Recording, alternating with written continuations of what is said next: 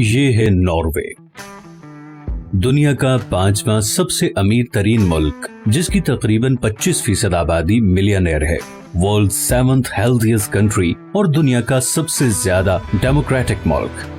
किसी भी मुल्क की खुशहाली नापने के लिए जो भी इंडिकेटर्स होते हैं, नॉर्वे उन सब में टॉप पे है। लेकिन नॉर्वे हमेशा से ऐसा नहीं था।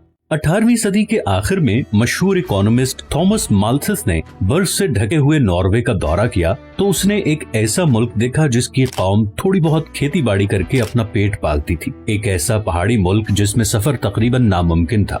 कस्बे दूर दराज और अलग थलग थे और इनके शहरी बहुत कम तालीम याफ्ता थे।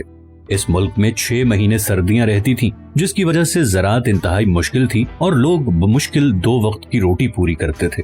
थॉमस के नॉर्वे से जाने के कुछ ही साल बाद नॉर्वे के हालात मजीद खराब हो गए। नॉर्वे की इकोनॉमी बिल्कुल तबाह होकर रह गई। पूरे मुल्क में कहत फैल गया और लगता यही था कि अब यही गुर्बत नॉर्वे का मुकद्दर है। तो फिर इतना बड़ा बदलाव कैसे आया? कैसे नॉर्वे इतना डेवलप्ड और अमीर मुल्क बन गया? आए जानते हैं इस वीडियो में। ये हैं वो सारे कंट्रीज जिनके पास दुनिया के 85% ऑयल रिजर्व्स हैं, लेकिन इनका कंबाइंड जीडीपी पूरी दुनिया के जीडीपी का सिर्फ 8% है और इनमें से कोई भी कंट्री दुनिया के टॉप 10 रिचेस्ट कंट्रीज की लिस्ट में नहीं आता। दूसरी तरफ नॉर्वे दुनिया का 13th largest oil producing country है, लेकिन वो क्वालिटी ऑफ लाइफ के लिहाज से दुनिया का 4था बेहतरीन मुल्क है। तो फिर क्या वजह है कि ये कंट्रीज इतना ऑयल प्रोड्यूस करने के बावजूद लिविंग स्टैंडर्ड में नॉर्वे के करीब भी नहीं? इसकी वजह है वो फिनोमेना जिसे इकोनॉमिस्ट कहते हैं ऑयल कर्स। तेल का मसला ये है कि ये बिल्कुल लॉटरी जीतने जैसा है। तेल निकलने के बाद रातों रात कौमों पर पैसे बरसने लगते हैं, मगर मुल्क के हुक्मरान इन पैसों को टैक्स कम करने और अखराजात बढ़ाने के लिए इस्तेमाल करते हैं। ऑयल इंडस्ट्री उस मुल्क की बाकी इंडस्ट्रीज पर छा जाती है। जैसे जैसे ये कंट्रीज ऑयल एक्सपोर्ट करते हैं, इनकी लोकल करेंसी की डिमांड में इजाफा होता है, जिससे मुल्क के शहरियों के लिए इम्पोर्टेड चीजें खरीदना आसान हो जाता है और नतीजतन उस मुल्क की लोकल इंडस्ट्री सफर करने लगती है। जैसे जैसे लोकल कंपनीज बंद होने लगती हैं, मुल्क में बेरोजगारी बढ़ने लगती है। पैसा सिर्फ चंद लोगों के हाथ में आ जाता है और आम आदमी में गुस्सा बढ़ने लगता है और यही गुस्सा ले जाता है प्रोटेस्ट और इवेंचुअली रिवॉल्ट की तरफ। यही हुआ लीबिया और वेनेजुएला के साथ। लेकिन इसी ऑयल कर्स ने नॉर्वे को इफेक्ट क्यों नहीं किया? स्वीडन से आजादी मिलने के वक्त नॉर्वे की इकोनॉमी का मेजर एम्फेसिस था टिम्बर, फिश और मुख्तलिफ मिनरल्स को समुद्री रास्ते से दूसरे मुल्कों तक भेजना। सन 1900 के शुरू में नॉर्वे दुनिया का 4था सबसे बड़ा तिजारती बेड़ा बना चुका था, जिसकी वजह से नॉर्दर्न सी का तकरीबन 30% सी ट्रेड नॉर्वे कंट्रोल कर रहा था।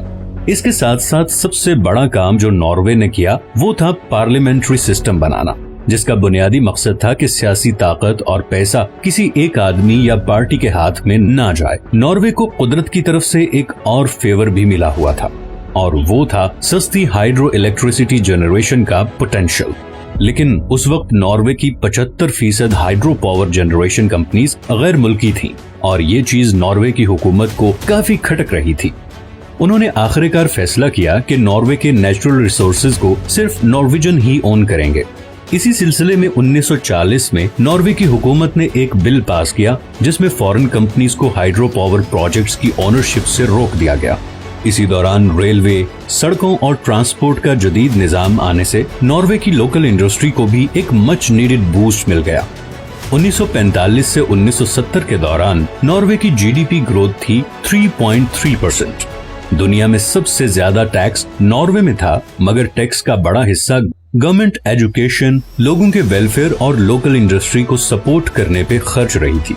1965 तक नॉर्वे में अनएम्प्लॉयमेंट न होने के बराबर थी।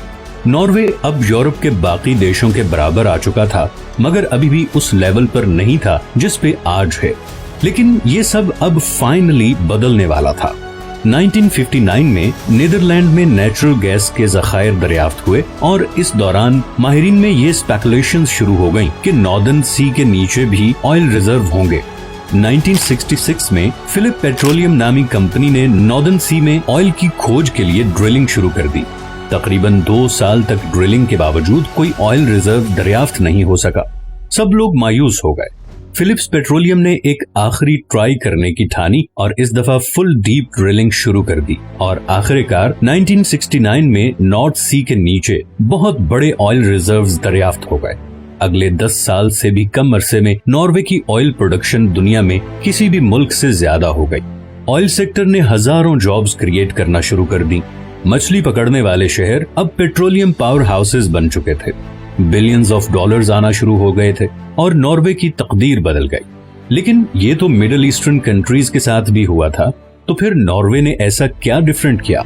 नॉर्वे की गवर्नमेंट ऑलरेडी ये बिल पास कर चुकी थी कि नेचुरल रिसोर्सेज पे किसी एक पार्टी या आदमी का कंट्रोल नहीं होगा और उससे होने वाली तमाम इनकम सिर्फ लोगों के वेलफेयर पे खर्च होगी।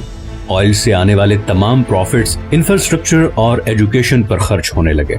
नॉर्वे यूएई और सऊदी अरेबिया की तरह टैक्स कम कर सकता था, मगर उसने ऐसा नहीं किया, बल्कि टैक्स इकट्ठा करके वो वापस लोगों पर ही लगाता रहा।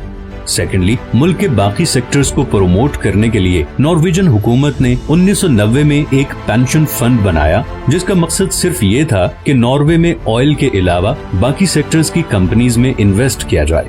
इसका सबसे बड़ा फायदा ये हुआ कि नॉर्वे की बाकी लोकल इंडस्ट्रीज भी फ्लरिश करने लगी।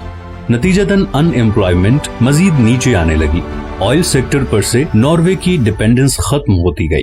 टिम्बर, पेपर, मेटल और दूसरे मिनरल्स की एक्सपोर्ट में भी नॉर्वे दुनिया में लीडिंग पोजीशन पर आ गया और फिर दुनिया के डेवलप्ड तरीन मुल्कों की लिस्ट में टॉप पे आ गया। जो नेचुरल रिसोर्सेज नॉर्वे को हासिल थे, वो कई और ममालिक को आज भी हासिल हैं, लेकिन वो नॉर्वे की सक्सेस रेप्लिकेट नहीं कर सके। फर्क है रियल डेमोक्रेसी का, लॉन्ग टर्म प्लानिंग का और अपनी कौम के साथ सिंसियर होने का। अगर हम सब कॉन्टिनेंट की बात करें तो शायद इंडिया और पाकिस्तान नेचुरल रिसोर्सेज में नॉर्वे से ज्यादा खुशकिस्मत होंगे, लेकिन political instability, short term planning, corruption और एजुकेशन पर फोकस न होने की वजह से आज दोनों मुल्क शदीद सोशल और पॉलिटिकल इश्यूज का शिकार हैं। अगर आपको ये वीडियो पसंद आई है तो इसे लाइक और चैनल को सब्सक्राइब जरूर करें। और अगेन, मैंने अभी बहुत से इंटरेस्टिंग टॉपिक्स पे वीडियोस बनानी है, तो आपकी सपोर्ट बहुत जरूरी है। नेक्स्ट वीडियो तक के लिए अल्लाह हाफिज।